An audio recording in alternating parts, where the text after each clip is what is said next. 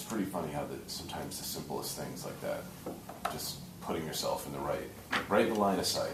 It really is not rocket science, which is why I encourage people to be in the office today first, because it's deals happen, calls come in. You know, John does the same thing now.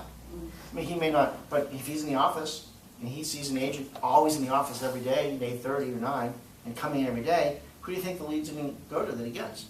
The hungry person. That's right. But if you're never around, you're sort of out of sight, out of mind. So that's why it's really important. Okay, so let's move to Dave Ramsey. He's a huge kind of money and responsibility guy. I'm kind of reading his book right now. He did a great job. And he's got sort of a whole thing about, he calls it his 5-on-5 kind of routine. And his financial theme is to live on less than you make. Yeah. That's kind of what he's thinking about.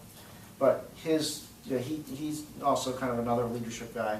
And he talks about people matter. That's number one, people matter. And that means people on your team, people on the other side of a deal. You know, if you represent the buyer, the seller, if you kind of go through that mentality, it'll make the deal go smoother. Have an incredible team culture, and that's what I try to do with people who I work with, is to find incredible people and get them on my bus. And every once in a while the bus, you know, pops a flap, and we are always moving forward. And that means the culture, and that's in the office. And that's why we don't want energy vampires. So the people in the office who are downer, kick their ass. You know, a culture of excellence matters. And of all the things that John, Scott, and I have really tried to do the last couple of years is build a really good culture. And we took two offices that could not have two different cultures. And they still have different cultures, but we've tried to merge them as best we can while preserving the unique identity of each office, and really create one company. And when people like Al Kaplan and BJ come back to us because they've seen what we've done, that's really exciting to us. And that's why I want you guys to be happy. We want to continue this great culture. Slow and steady matters. You know, the turtle does win the race. And slow and steady doesn't feel fast when you're writing notes, pop-bys, and calls. But all of those things, being diligent to all these things matter. Whether it's budgeting or savings or goals, slow and steady does matter. 4, financial principles matter. And that's where we talk about the three-legged stool again. Sales and marketing being the key.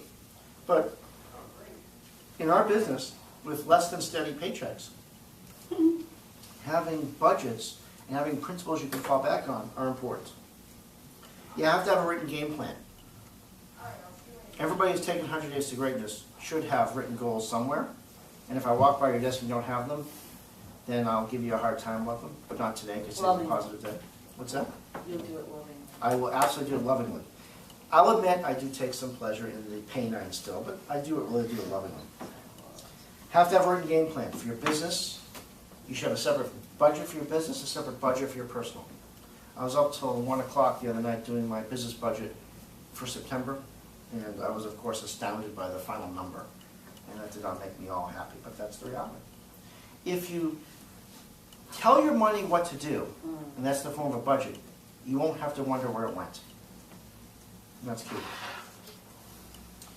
And in terms of priorities, obviously food, rent, health, mortgage, those things are important. So act your wage. You know, if you're not making any money, don't be driving a car that's not your wage. You know, learn to live what you make. If you can't pay cash, you can't afford it. And there are studies that show that actually paying with real cash, the green stuff, will have you spend less money. Because even if it's a debit card, it's still very easy to give it. So once you get out of debt, number 3, get out of debt, stay out of debt. Wait, where? I'm sorry, number 1, people matter. Sorry, number 2, incredible team culture of excellence matters. Number 3, slow and steady matters. Number 4, financial principles matter. And number 5, a higher calling matters. And that goes back to what we were just talking about. What is your purpose? What is your definite major purpose on this planet? You know, if it's on plan and on paper and on purpose. And your business is a higher calling. What was number 3? Number 3, Slow and steady. slow and steady matters. So, Can you for- talk about that, Chuck? slow and steady? No, about that our business is a higher calling. A business higher calling. Let's take this realtors. If you go to their website, I'm gonna say positive things about you, Jay, and do your stuff. That's only because you have no negative things to say about it. That may be true. You guys have a purpose, and when you go to your website and you see your mission statement, you see your purpose, that's their purpose. So their business is a higher calling. Does that make sense? So Yes. they're there to help people, Yes. and my business is the same way. I'm the primary care physician for real estate for my clients. They need a plumber, electrician, or whatever, they call Chuck. Right. So you have to view what you do as your higher calling, and that you are there for your clients and your people in your sphere. Does that make sense? And if this business cannot be your higher calling, we want you to find something that is your higher calling. So you have to, but if you think about this as your higher calling, Tatiana, then getting into the office at 8:30 for a training session, which will help you take care of your clients better, supports the higher calling. Does that make sense? Yeah. On plan, on paper, on purpose. Okay.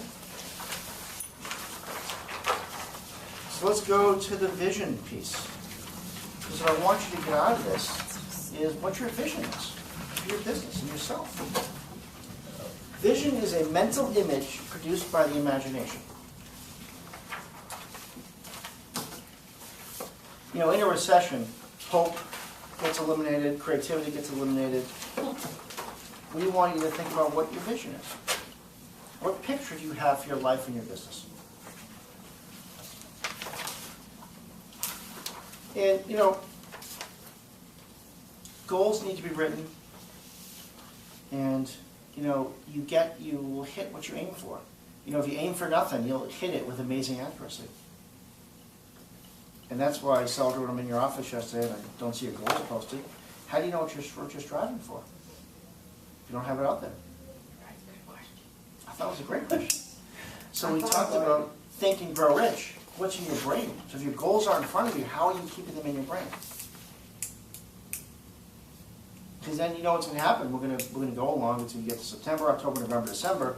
And December you're like, Chuck, I've got no deals pending. I have no clients. Because your goals aren't in your brain. You know, you ever hear of the reticular activator? So the reticular activator is when you are, whether it's buying a car, buying a piece of real estate, doing whatever, that stuff is in your brain, and so you're more likely to see other people doing the same. So when you've got clients, Tatiana, who are moving, and you see them with pizza or crepes or whatever, and you're making them happy, you're making them smile, they're still thinking about their transaction. So now, asking them for referrals at that time will have a higher likelihood they'll give you referrals, because they're thinking about it. I mean, after I bought my car, you know how many of my same cars I saw on the street? Well, I mean, Ray is the same car as me, so I can see him. But 50 cars. Ray, were you the same way? I see 50 of those cars, those gray ones, everywhere. I do. I always think that it's you, but I look at it, it's a good-looking guy. That's because I've had a walk through or a property showing or closing. So what is in people's brains is what we have to focus on. Okay, let's do Napoleon Hill's top 20 tips of how to have an awesome attitude. Don't let the trivial stuff ruin relationships.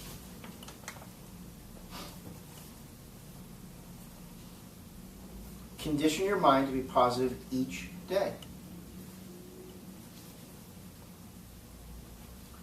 Learn the art of selling yourself to other people. Have a good laugh, Tatiana. Express gratitude to others. Concentrate on what you can do, then do it.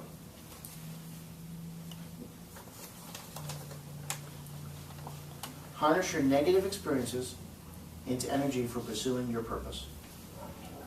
What's an example of that?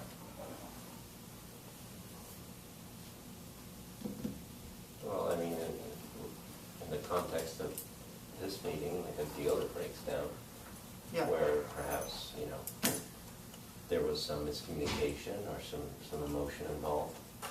in spite of whatever caused the deal to break down. And learn to, look back on that and use that as an example going forward of what to avoid, or maybe when you see those emotions start to peak or creep up, that's when you can safeguard and say, I've seen this before. Exactly right. Learn from your mistakes. Learn from the bad experiences. When an underwriter tells you they've got everything they need, that's Trust a but big red verify. flag. What was the example yesterday? Kathleen, didn't we have a situation yesterday where somebody told me no? I don't remember what it was. When I kept pushing forward. 5 minutes a day, just on your vision, whatever that is. Just spend 5 minutes a day thinking about it. Whatever that vision is. My vision and one of my goals is I want to have a beach house in Kennebunkport. So what do you think my wallpaper on my computer is? Kennebunkport. Yes, the beach at Goose Rocks Beach. In front of me, in my mind, every day. So 5 minutes a day I should be thinking about the beach. Whatever your goal is, 5 minutes a day. What's your vision? What are you trying to do? Sandra, you have how many more deals to hit your goal? I have to go back and figure out exactly how many deals I did, because it was more than what I had on the thing. That's one Know of your my numbers. goals, yes. I Know- don't know my numbers, that's one know of your my numbers. goals too.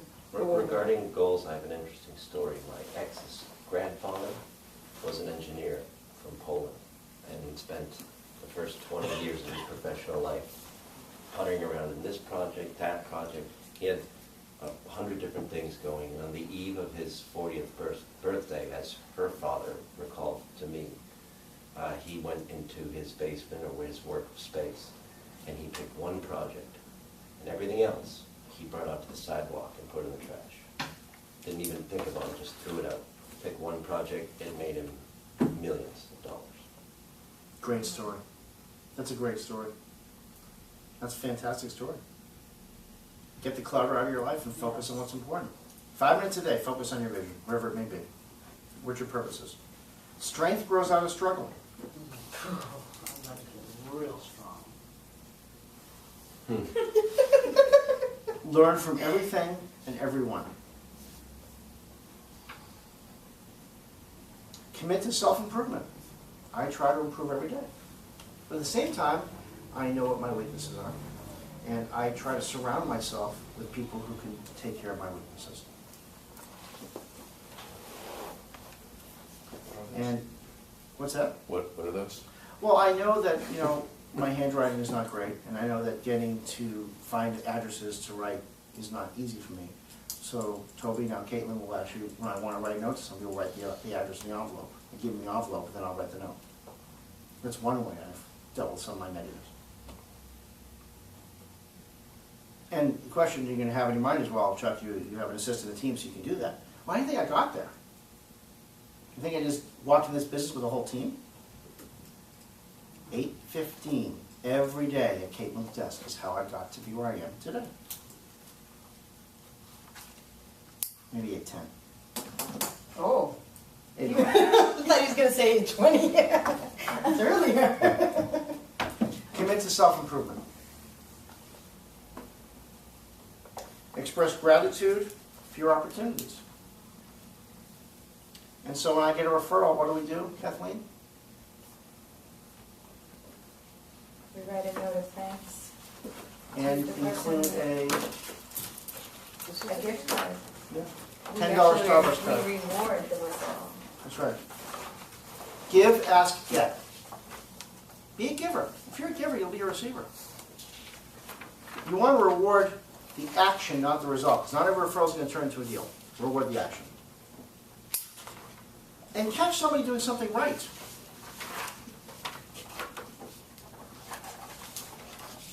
And I can do better at that for sure. Because often I catch people doing something wrong. So I got to do better at catch people doing something right. You guys do a fantastic job. Keep it up.